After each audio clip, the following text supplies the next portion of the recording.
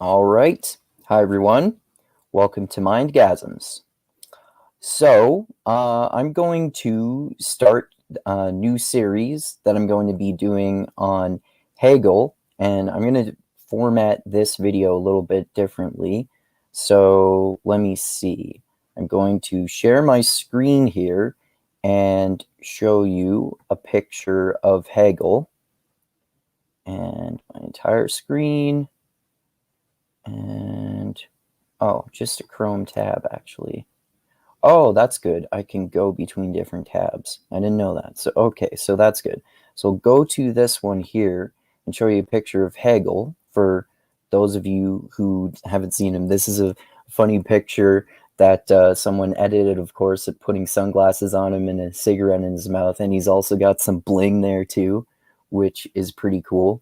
So I'm doing a series on Hegel's aesthetics, and I would say that it's just a philosophical topic that I've gotten really interested in, particularly with learning a little bit about Hegel from the series that I did with Chief Keef, aka Tim Keefe, about other philosophers, the discussions we've done about Heidegger and all the post-structuralist philosophers like Foucault and Derrida and other philosophers, and how they were influenced by Hegel and how Hegel was influenced by them. And you can go into Kant. And so what I'm doing to make this more interesting is I'm going to learn about Hegel's aesthetics through the work of other philosophers' interpretations of him, especially since he's notoriously difficult to understand, like a lot of the philosophers who I end up choosing to cover. Um, so I'm starting this series with Slavoj Žižek, and I'm going to show you a picture here as well. And he is a Slovenian philosopher, and he's really cool because he's kind of like abstract and difficult to understand sometimes too, to be honest. And I'll show you a picture here. I think this is the right one. Oh wait, no, not that one. This one. So yeah, this is I just thought this was a funny picture of Slavoj Zizek.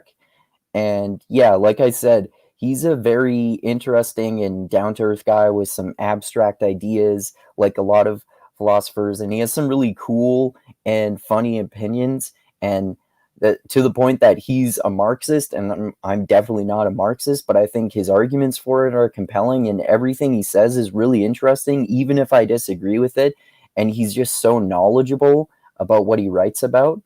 And yeah, this is the picture I accidentally went to first there because what if some of you have not heard of Slavoj Žižek before, he is of course most well known, probably most recently anyway, for debating Jordan Peterson about Marxism. And I've often criticized Jordan Peterson, and like I often try to say when I'm discussing him, I think he makes some good points, and he's helped a lot of people, and I'm glad that he recovered from that scare that he had with getting addicted to benzodiazepines and having a really rough time with it, to say the least. But anyway, he, of course, as I often say whenever I'm talking about philosophy, particularly so-called postmodernist philosophers, he doesn't know what the fuck he's talking about when it comes to philosophy. And he clearly, from this debate, doesn't know what the fuck he's talking about when it comes to Marxism either. I think they actually had a pretty constructive and civilized debate, so it's worth watching if you guys haven't seen it. But he admitted before the debate that all he's read about Marxism is the Communist Manifesto. And like I said, I'm no expert on Marxism, but Slavoj Žižek has written, like, I don't know how many books, but at least 10 books, and Jordan Peterson read none of them. And like I said, all he read about Marxism was the Communist Manifesto, and it was clear that he didn't really know what he was talking about, and Slavoj Žižek understood it a lot better. But anyway, I'm also going to share my screen here because one other distinctive thing about him is that he talks in a funny voice, and he talks like, and he sniffles a lot and touches his nose, so he's got very characteristic mannerisms there. So I'm going to share this screen too, and I'm just going to show you like a few seconds of him talking. I don't know what's going on with this window here. Oh, there we go. There we go. There is in this attacks of Habermasian rationalists and so on Heidegger, in this, to put it bluntly, their attempt to criminalize Heidegger. There is something much more ominous going on. I claim that if you really look at it in detail, you discover that the true enemy is not even so much Heidegger. What they want to criminalize is a certain fundamental doubt in enlightenment, which you find even in Adorno and Benjamin. And even so, yeah, that's basically just giving you a little taste there of what Slavoj Žižek sounds like. He's kind of like hard to understand, because for people in our Western culture anyway, if you're in the Western culture watching this, because we're not used to his Slovenian accent, and he has that weird sort of speech impediment, or I don't know, whatever that is. But anyway, check him out if you haven't seen him before. I think he's a really interesting thinker. Anyway, I just wanted to establish those few things here. And so, like I said, in my series I'm doing on Hegel's aesthetics, I'm starting with Slavoj Ziziek, and the book that I'm starting with here is called Less Than Nothing, and I'll show that on the screen here too. And this is basically about Hegel's dialectics, Hegel in the shadow of dialectical materialism. So dialectical materialism is a very specific idea that Hegel came up with, and I'm honestly not totally clear on what that means. I have a vague idea, but anyway, I'm reading this book, like I said, mostly to explore Hegel's ideas on aesthetics.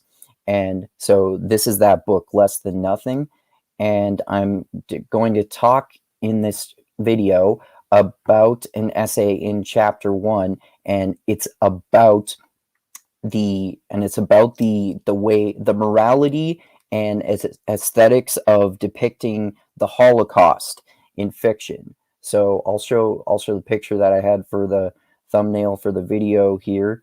Of course, a lot of pictures about the Holocaust are fucking horrifying, of course, right? So I'm going to go to that here and just show for a moment.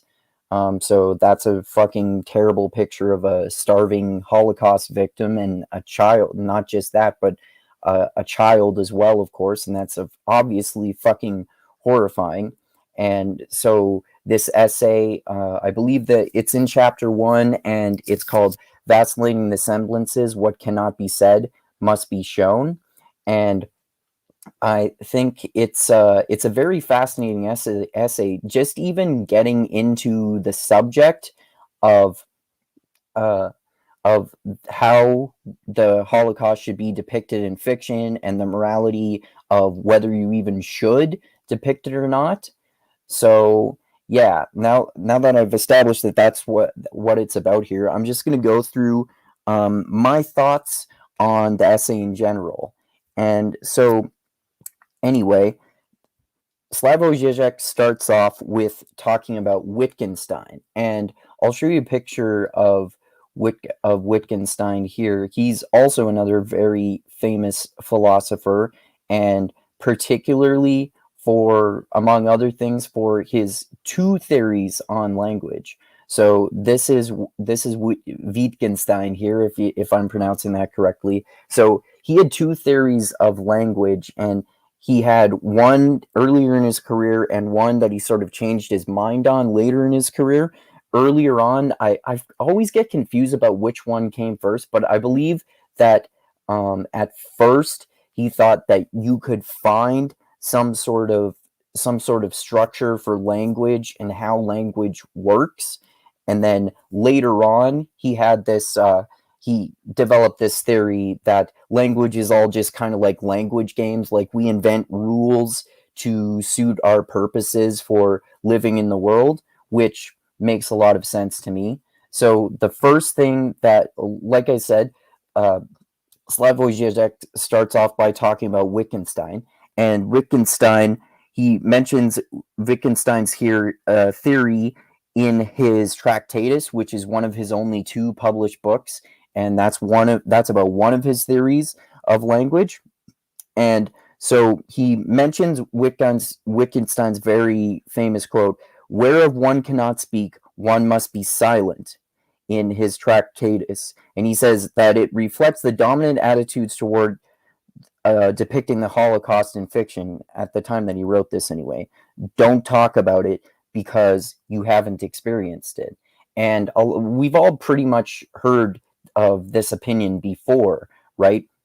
If you haven't experienced it, you shouldn't talk about it. And it also relates to this trope that you hear from authors that sometimes that, which is write what you know, which I think is pretty fucking stupid, to be honest. And I agree more with what Stephen King says about that. Why would you write what you know? That's just boring. Just maybe apply what you know to totally new concepts and do it in a realistic way, which is what Stephen King is a fucking expert at, right? Especially when you're writing about all these fascinating kaleidoscopic ideas like supernatural horror and demons and dead people coming back to life and all sorts of really fucked up and horrifying shit. And I'm sure lots of other authors agree with that as well. So that's why I think this idea is stupid, and I think it's also why Slavoj Žižek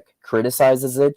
Well, that's actually not exactly why he criticizes it, but it's a good reason to criticize it, because that would be, and also it's different because like an aspect of this is morality, right? So it's getting into the morality of depicting this, and obviously people have conflicting thoughts of this because we're talking specifically about the Holocaust and the horror of that.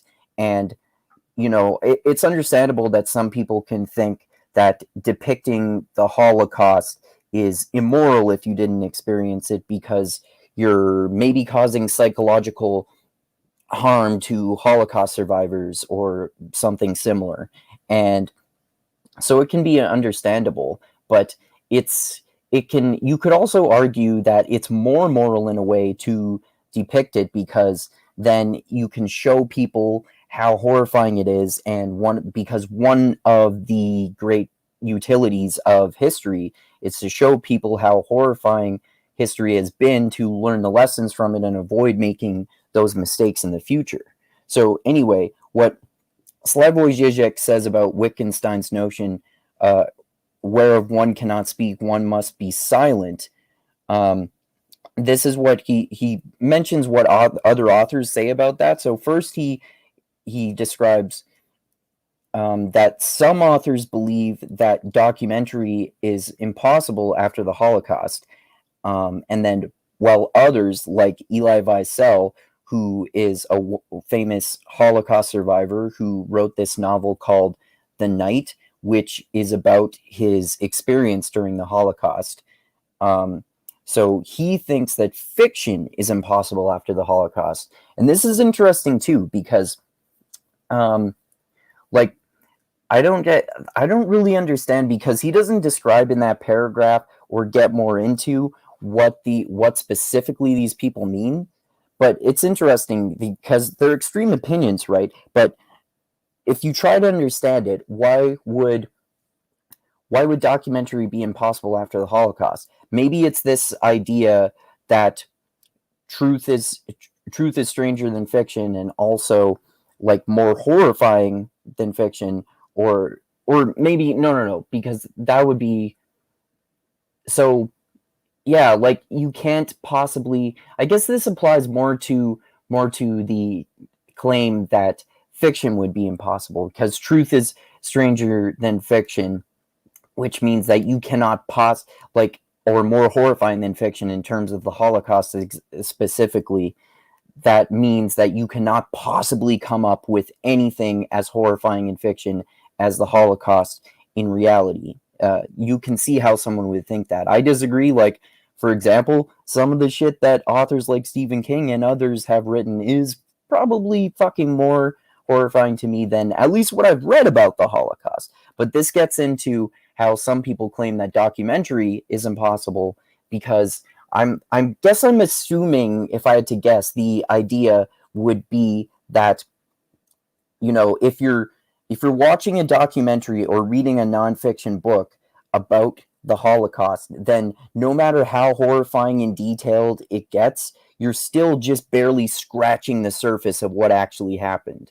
Like I think obviously, if you're only experiencing that, it's nothing compared to an actual Holocaust survivor or someone who died during the Holocaust. And you know, I can see that argument too, even though they're kind of extreme opinions, I would say. So after that, in the essay, Slavoj Žižek goes on to talk about Lacan. And one of the reasons I decided to discuss Slavoj Ziziek is that he's a Hegelian, so he's a huge fan of Hegel and incorporates him as the structure of his philosophy. He also describes himself as Lacanian, which means that he really tries to apply Lacan to his philosophy, and he talks about him a lot, just like he does with Hegel. And so I'll show a picture of him here as well. And he is, I believe he was a French psychoanalyst. And he had like, this is him here, looking all cool, smoking oh, actually, that's a cigarette. I thought it was a cigar at first, but it's a cigarette. So anyway, he was really well known for having like ideas that are in opposition to some of the even more famous psychoanalysts like Freud and Carl Jung. And I'm honestly not that familiar with his ideas, but like I said, Hegel is a huge fan of his. And so he talks about basically one of Lacan's criticisms of Wittgenstein's idea that if you haven't experienced something, you should not make fiction about it. And basically, what Slavoj Žižek says, he's describing what Lacan as a person and what he thought about it. So Lacan was a famous psychologist and psychoanalyst and an atheist Catholic. He said that. So think about that in terms of his moral compass, right? And I don't it sounds like impossible to some people probably for there to be an atheist Catholic. I don't know exactly what that means. I'm curious to learn more about what that means in terms of how you can reconcile being an atheist with also being a Catholic. Maybe he's culturally Catholic and was raised that way. It's hard to know for sure. So Lacan famously said that truth has a structure of fiction, which I think is interesting because it's almost like when you discover truth, it's like you're discovering new aspects of a reality, and we all construct narratives of what reality is truly like, right? So it can be like a fiction in that way. I don't know if he exactly meant that, but I can say that's how I interpret that anyway. So Lacan said that almost no one can enjoy a snuff film, but we can enjoy torture and killing as fiction. And I think that's really true. Like you can experience someone getting tortured vicariously in a novel, or most of us have seen in movies and TV shows the bad guy gets captured and then he gets tortured, or the good guy gets captured and he or she gets tortured. And most of us, like, we're not getting off on it or going to watch a movie specifically for that, but we can handle it. It might even be super fucking disturbing, but it's not going to give you like PTSD, at least if you're the average person, because at least one small part of your mind will understand that it's fiction. So you can make this disconnect. So it allows you to vicariously experience the suffering that others have gone through without having to experience it yourself, which makes a lot of sense, I think, right? that's one of the main purposes of fiction, one of the great things about it. So when truth is true, and this is a great direct quote there relating to that. When truth is too dramatic to be confronted directly, it can only be accepted in the guise of a fiction. So if you think about this in terms of the Holocaust is fucking unimaginably horrifying, right? Like,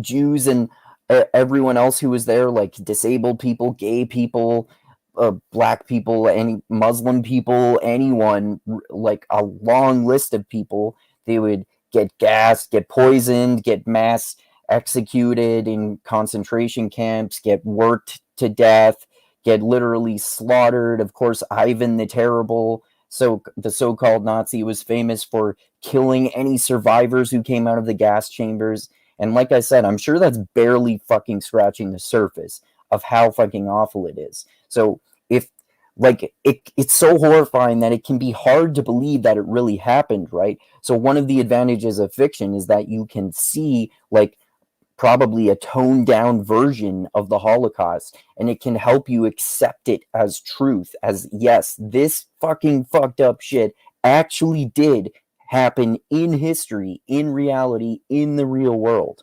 So I think that's a great quote too.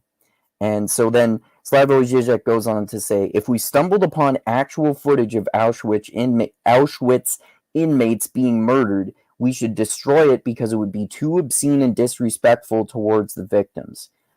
That's interesting.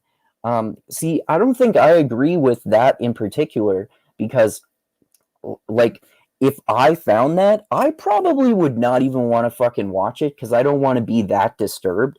But at the same time, I don't think I have the right to conceal that from someone, because it's such a major and important part of history.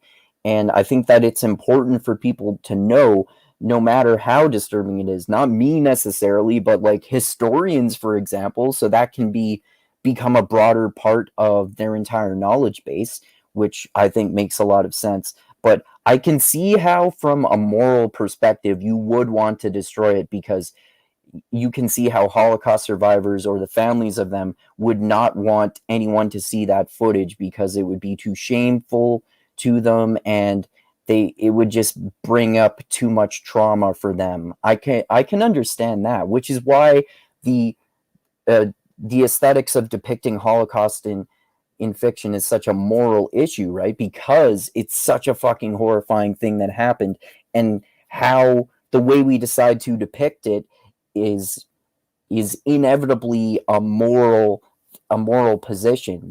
Depending on what you decide, you're implicitly making a moral statement, whether you want to directly or not. So I understand that opinion. So then this is a great quote that he finishes off this essay with, or this paragraph in this essay anyway. When considered in this way, the pleasure of aesthetic fiction is not a simple form of escapism, but a mode of coping with traumatic memory, a survival mechanism. I think that makes a lot of sense. I think that's a great quote. It's about how, kind of what I've alluded to a little bit here already, which is that one of the great purposes of art is to help us vicariously experience darkness, and empathizing with a person who's experiencing tragedy, like the Holocaust victims, and empathizing with them and being disturbed and overwhelmed and sad and angry about what happened to them, without actually having to have any risk to ourselves and suffer harm ourselves in the real world. So we can get a tiny little taste of what that was actually like for people, and it can really fuck us up perhaps, but it can also help us truly understand the darkness of that. And like I said, since if we're talking about it in the realm of fiction, it's historical fiction.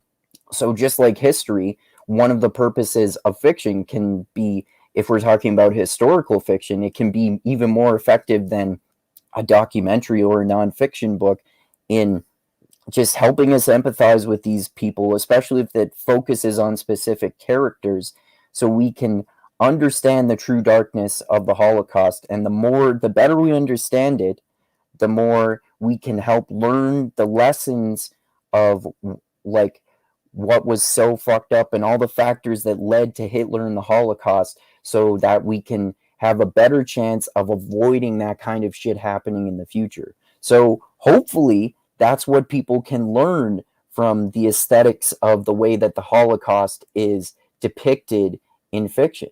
So yeah, anyway, I think that's a really interesting subject for this essay, and I think that Slavoj Žižek has some really interesting thoughts on it, some of which I agree with, some of which I disagree with, and those are, like I said, those are my thoughts on that. And yeah, I'm going to talk about a whole bunch of other essays within this book, and then after Slavoj Žižek, I'm going on to other authors and their thoughts on Hegel as well, including Kant and many others. So yeah, let me know what you think about this subject in the comments here. Of course, it's extremely controversial, and people will probably have a lot of different opinions about it. And yeah, thanks for watching this video. And like I always say, thanks a lot to those of you who've subscribed to my channel. Please do if you haven't already, and click that bell to be notified when I come out with new videos. And also, especially thank you to those of you who are my patrons on Patreon. I really appreciate that more than anything else, and I'll add the link for my Patreon page in the description of this video, as I always do. And like I always say, I love you all. Keep being the tiny beam of light that shines through the almost impenetrable darkness in the universe. And most importantly, always remember this: the funk cures all. And groove is in the heart. And learn about and think about the morality of depicting the Holocaust and other dark events in fiction, and the philosophical aspects of this, and what we can say about this as a society moving forward in the future. All right, so thanks again, everyone, and adios until next time.